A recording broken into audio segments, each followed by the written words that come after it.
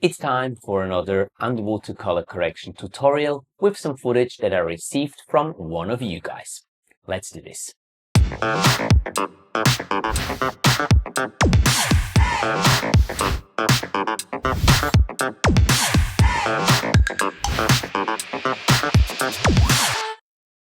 Hi and welcome back to the channel, your underwater image makers, and to today's video in which we will be looking at correcting a shot that I've received from one of you. Now, the shot that I've received is this one here, and this is the original shot, and we're gonna be creating something that looks like this, or correcting it into something like this with a couple of clicks and a couple of corrections. It's not gonna make it a world-class shot in terms of the colors, but it's definitely gonna make it usable in like a little video production that you want to use it in. Now, the shot that I've received, I received that from Suryani, and Suryani told me that he or she had taken this shot in Bali in November 2025 using a Sony RX100 Mark VII in a Nauticam housing, and it was filmed in 4K in manual mode. Manual meaning that he or she used a standard color profile and didn't use any S-Log or AGL profiles or anything like that. And he or she did a manual white balance using a white slate. Now, when we look at the shot, you can actually see that there is a bit of a color shift there from like here at the beginning to like the second part. And this also, I think, has to do with the person behind the camera actually turning the camera in a way so that the light falls in differently from like the beginning of the shot to the end of the shot, and getting a consistent correction on that is somehow difficult. In such a case where you have like a visible shift of your color temperature in the image, the best probably advice I can give you is to just split the shot into and grade it individually or differently, or only just use one of the two sections so that you have a consistent color correction, because it's quite difficult to correct the shot where you have this the change of color temperature in the middle of a shot. Getting a decent looking result is rather difficult and challenging when we talk about color corrections. So I've decided to go for the sort of later part of this shot, this part here, which I personally like the best anyways, from like the composition and then like the fish life and stuff. So we're going to be working with this part of the shot. Now, the first thing that I do whenever I import a shot into my timeline is that I apply my personal general color correction effect. And this is basically just some tools that I've integrated or made into a personal effect, that when I double click that, I have them right there in the inspector, and I've got a noise reduction in there and the sharpening, which I'll disable. I probably won't be using these tools on that clip, because with the standard color profiles, I guess on a Sony camera as well, there is no need for extra sharpening or noise reduction. If we do find out we need them later on, we can always activate them again. And then I have my primary color correction, my secondary color correction, which are here my color wheels. And I have some hue adjustments, which I oftentimes use when adjusting underwater footage. And I have a custom LUT conversion in case I'm working with raw or with log footage, so I can convert them from whatever the input color space is into a color space that I can work with, and then again into something that I want to output. But I won't be using that here, so it's going to stay unchecked and disabled. Let's go right into the primaries and have a look at this shot there with the primaries. As I said, I like to work with the color wheels. So here we are in the primaries section and the color wheels. I'll be opening also the waveforms, and here I have the Luma waveform activated. I just press Command 7 on the keyboard to do so. And then I have a visual representation of the exposure that is present in the image. Now, I usually just pick one frame that I'll be grading the footage on, which is kind of my hero frame. And from there on, I start with the grade, and then every now and then I just go back and forth, making sure that it looks okay a couple of frames before and after, a couple of seconds before and after.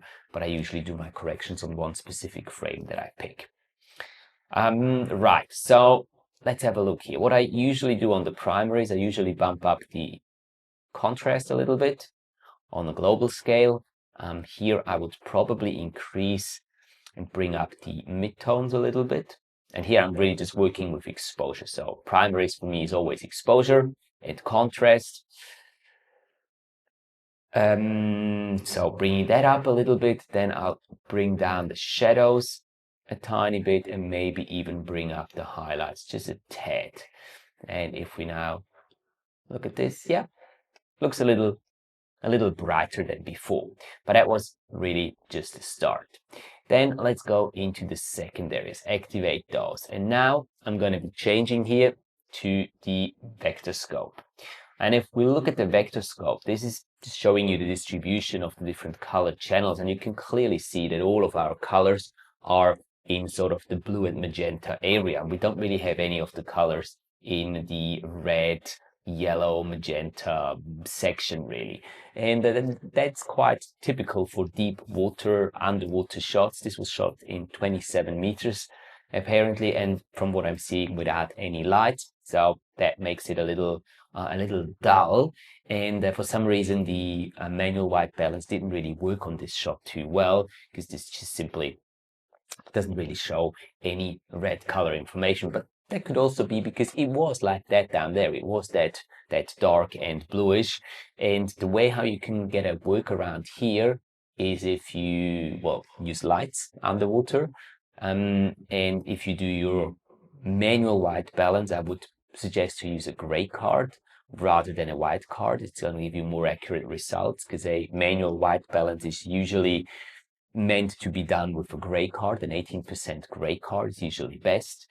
And then the easiest way to get a more accurate result, in my experience, is that you use your lights. If you have lights with you, use your lights to put a little bit of light onto your gray card. Doesn't have to be a lot, but just a little bit of light onto your gray card, so it makes it easier for the camera to actually see the proper 18% gray, and then calibrate the sensor or calibrate the white balance, the temperature, so that it can give you a more accurate reading. Maybe you want to, Suryani, you want to try that on the next option you have, taking some lights with you and trying to get a proper white balance or a more accurate white balance that way. Anyways, so we see that we have all of our colors really in that magenta, in that cyan and blue section there. What we can do is just grab the global color wheel in the middle there and just bring that a little bit. So we're trying to put the center part there a little bit in the center part of our vector scope there, just a little bit. So I think that looks better. We're just introducing more red and orange into that picture that way. I'll just leave it at that. Now we're switching here to the waveform, and I want to go to the RGB parade. So here we can clearly see that the blue is very dominant, and then the green and the red is really just kind of not really existent. So we can change that and sort of fake that a little bit by adding a color curve section in here. And then what I would do is pull down on the highlights of the blue, and now everything goes green. So we'll pull down on the highlights on the green, and we'll pull down on the highlights of the blue. And this is like a little bit of a, back and forth. How far do we want to go? How far is okay? How far is too far? Until the red comes out a little more, and we get to an image where we can say, yeah, okay, this resembles probably a little more what it actually looked like down there, or what we imagined it looked like down there. And yeah, that kind of looks all right. A few things I forgot to mention before, so I'm just going to slide it in here. First of all, Suryani's original clip will be linked in the video description below. So if you guys want to download it and try color correcting it as well, maybe even follow the steps that I do, then please do so through the link in the video description below. It's a Dropbox download link, so you can just download the file in original size and everything, and just import it to your Final Cut and go along with me here. And secondly, that general color correction preset or effect that I've applied first thing onto my footage, that is also going to be linked down in the video description below as a Dropbox download file. So if you want to download that effect and then import it into your Final Cut, feel free to do so. More than welcome to use that preset or that effect to get a starting point for your color corrections in terms of the different effects that I add onto the clip when color correcting it. So I think we're done with the color wheels, sorry, the color curves here. So we'll move on and we'll add, or we use a hue adjustment. The first hue adjustment that I've got here, we'll activate that. And then what I want to do, see this sort of, the water in the background there looks very turquoise rather than blue, what I would like it to be. So I'm going to be using the hue versus hue section, use the little color picker, go and pick the color of the water in the background. And then I want to move it around a little bit so I get to something that looks a little bluer, a little nicer. This seems to be a little more difficult than what I thought. Let's maybe try here. Gets too much into the reddish part. What I'd also like to do is use the hue versus saturation and then just bump the saturation up on the water in the background there and go back and forth between those two until we come to a place where we are happier with the result. Yeah, better, I would say, better. Maybe we'll have to go to the color curves one more time. Maybe we've just overdone it a little bit here, so we'll bring that blue back up a little bit so it changes the colors there a bit. Going back into here. And if we now look at, yeah, that seems to be better. That does seem to be better. And now what I'll do next is, because I'm okay with the reddish colors of the sponges here and the blue in the background. It's not ideal, but it's okay. I'm still not okay with what the sort of coral here looks like, or the sponges or whatever they are. What I'm gonna do is add another hue and saturation curve section, and then I'm gonna pick this color here and work. I'm just gonna pick this color here, and then what I want to do, I want to push it a little bit more into the green section so that that part comes back a little more greenish. Just do it one more time. I think I picked the wrong spot here somehow. Let me find one that is going to give us a good representation. That one here maybe. Push it a little more into the green part. Something like that. See a bit of a difference there. And if we look at it now if we look at the clip without any of the effects, this was our original clip. This is the clip that we've corrected. We could probably get the blue background a little more bluish, I would say. So let's go to the first hue and hue adjustments.